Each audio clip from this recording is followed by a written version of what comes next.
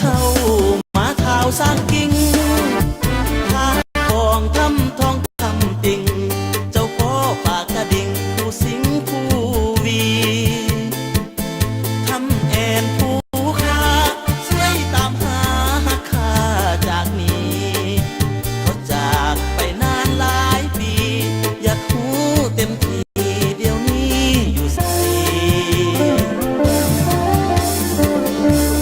สารวันสวรรค์ตามหาจนแต่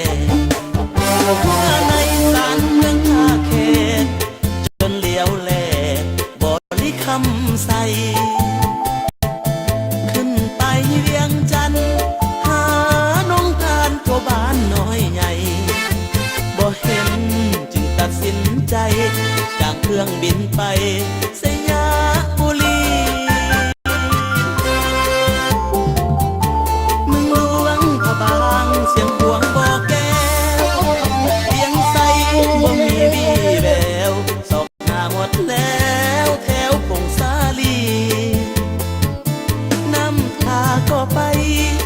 อุดมใสเงียบหายมิดมีจำเป็นกับคืนผู้มีจำปาธานีทิ้งที่เคยเนา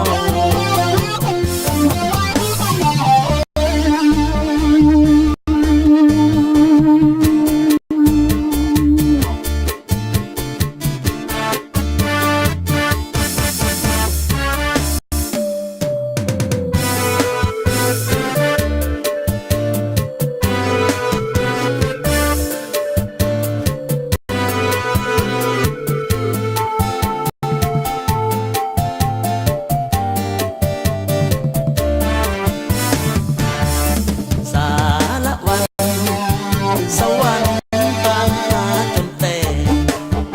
หัวในศาลเมืองท่าแขกจนแล้วแหลกหมดบ่ลิคำใสขึ้นไปเวียงจันทน์หาน้องการตัวบ้านน้อยใหญ่บ่เห็นจึงตัดสินใจจากเครื่องบินไป